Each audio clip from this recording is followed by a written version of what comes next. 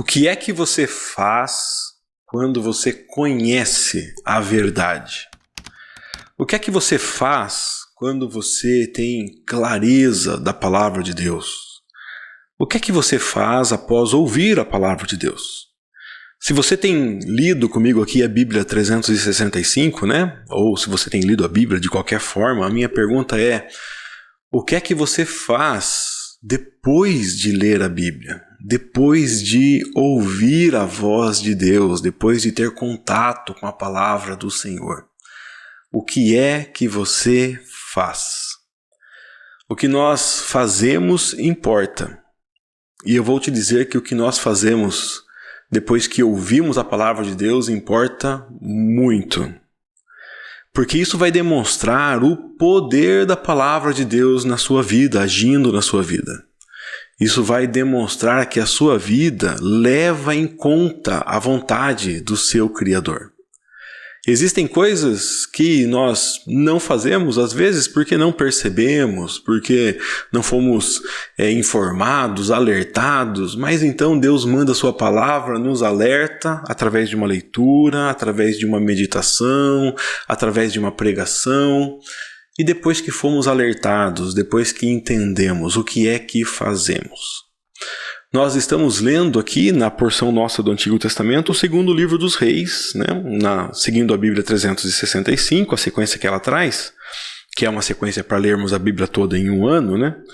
E nós estamos no capítulo 22 e o capítulo 23 também do segundo livro dos Reis. Nesse período nós temos a vida do rei Josias. O rei Josias foi um grande rei de Israel, um rei que amou a Deus e que levou o povo à adoração a Deus. Talvez o seu maior legado é que, além de amar a Deus, ele retirou as abominações contra Deus que os outros reis tinham colocado. Nós vimos que durante a história vários reis se afastaram de Deus. Vários reis construíram coisas que profanam o templo do Senhor. E nós temos o rei Josias se aproximando de Deus, sendo tido, né, pelo texto aqui como um rei que obedece o Senhor. Só que eles nem conheciam mais direito toda a lei de Deus, de tanto que se afastaram dela. Foram se afastando, que quando um dia alguém falou para eles: olha, Deus deve ser adorado assim, eles falaram: não, verdade? Então nós estamos errados há tanto tempo? Sim, nós estamos errados há tanto tempo, porque o Senhor só pode ser adorado da forma como Ele diz que deve ser adorado e não da forma como as pessoas decidem que querem adorá-lo. Nós vemos no início aqui do capítulo 22 que ele dá uma ordem sobre o templo, sobre a reforma do templo, sobre a prata, sobre a despesa, só que lá no templo é encontrado o livro da lei do Senhor. E as pessoas de lá, o sacerdote, levam o livro para o rei. Quando leem o livro da lei do Senhor, quando leem a aliança do Senhor, quando leem a aliança que Deus faz com Abraão, né? A aliança que Deus faz com Moisés, quando Deus fala: esse povo é meu povo, de propriedade exclusiva, deve adorar só a mim. Quando ele vê esse cenário, quando ele sabe disso, quando ele tem então a informação de que deve adorar a Deus, ele se arrepende, se entristece, chora, rasga suas roupas e ele pede perdão a Deus porque esse povo se afastou de Deus. E nós vemos aqui como Deus trata um coração arrependido. A palavra de Deus, que previa maldições, agora traz também a mensagem para Josias de que Deus ouviu a oração dele, Deus ouviu o coração dele, Deus viu o arrependimento na vida dele. E o Senhor que é misericordioso, o Senhor que é tolerante, né? Eu estava agora há pouco lendo o texto de Romanos, preparando para a mensagem que eu vou trazer para a igreja no próximo domingo, e Romanos 2, os primeiros 5 versículos tratam ali de um fator interessante, né? Está sendo apontado a ira de Deus, né, sobre os homens pecadores, Mas Deus é tolerante e um dos crimes, né, da humanidade é desprezar essa tolerância de Deus e achar que porque Ele não puniu, tá tudo bem. Porque Ele não mandou fogo do céu, tá tudo bem. O Senhor Deus é tolerante, né? Ele tem um longo ânimo, Ele tem paciência. E por isso nós vimos esse povo fazer tantas coisas ruins e nós vamos mantendo as coisas ruins. Mas a questão é, e quando sabemos que essas coisas são ruins? E quando somos alertados? E quando temos contato com a lei de Deus, o que fazemos? O que se espera de um filho de Deus é que ele faça o que Josias fez, que ele chore, que ele se arrependa, que ele decida transformar sua atitude, que ele abandone os erros.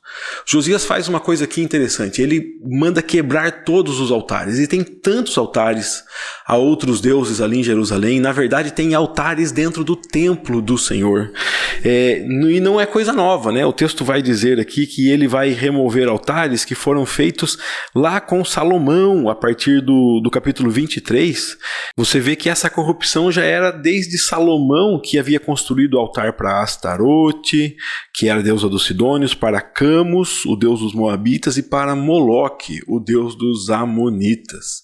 Vários outros reis foram construindo altares, trazendo ofensas ao Senhor, e ele tem que quebrar altares dentro do templo, imagens dentro do templo, postes ídolos dentro do templo, tem que sair pela cidade toda destruindo locais de adoração aos deuses falsos, porque ele quer restabelecer a ordem de que só o Senhor, Deus, é digno de toda honra, de toda glória e de toda adoração.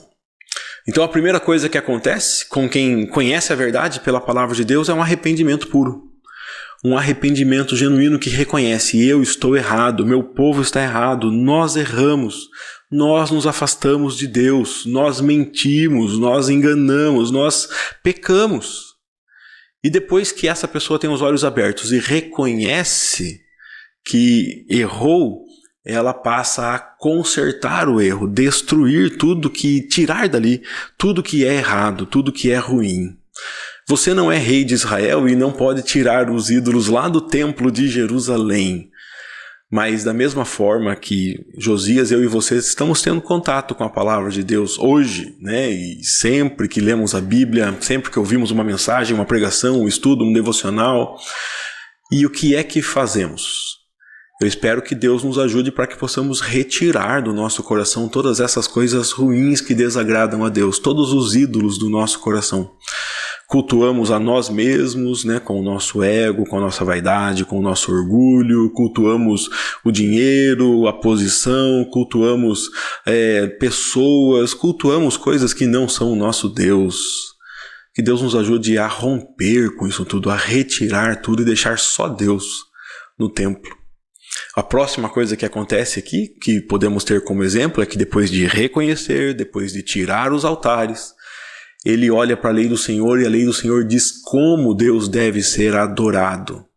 E diz lá, por exemplo, como deve ser celebrada a Páscoa do Senhor.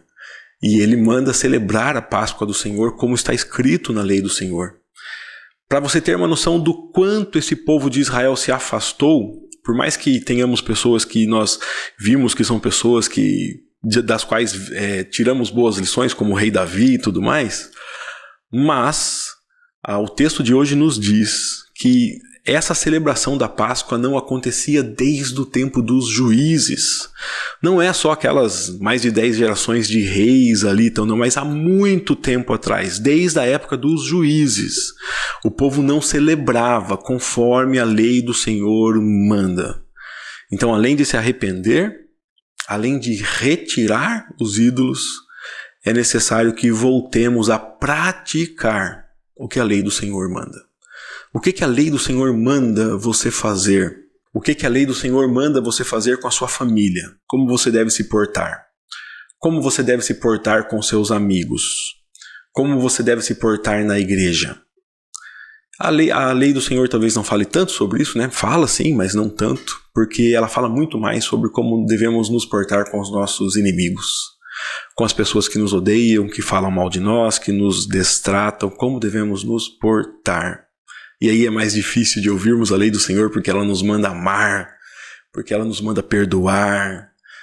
Então que o Senhor nos ajude. O caminho para chegar, queridos, a obediência, a servir a Deus, como o texto diz sobre Josias aqui, de todo o coração, com toda a alma, com todas as forças, como Jesus manda, é impossível sem passar pelo caminho do arrependimento, sem você dizer primeiro, eu sei que estou errado. Tem que começar por aí. Chegar no caminho de transformação ainda é impossível. Chegar no caminho de transformação ainda é impossível sem passar pelo caminho da retirada dos ídolos que atrapalham a nossa vida e que nos afastam de Deus. Então que Deus te ajude a se arrepender, reconhecer os erros, a retirar os ídolos e a voltar para a palavra dele e adorar a Deus, somente a Deus. Que Deus te abençoe, que Deus te fortaleça para isso. Foi uma bênção, um privilégio ler mais um trecho da Bíblia com você. Graças a Deus por sua vida que me acompanha aqui.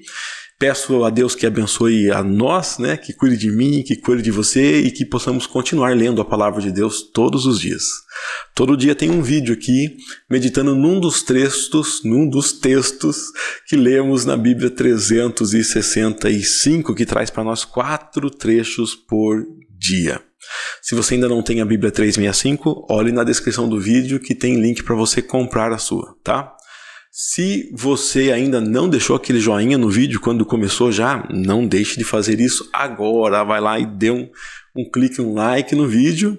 E se você entende que essa mensagem pode ser boa para outras pessoas, pode fazer mais pessoas pensar na adoração a Deus, né? No que fazemos quando lemos a Bíblia, então compartilhe esse vídeo, mande para que ele abençoe outras vidas também. Deus te guarde. Até o nosso próximo encontro, a nossa próxima meditação aqui, se Deus quiser.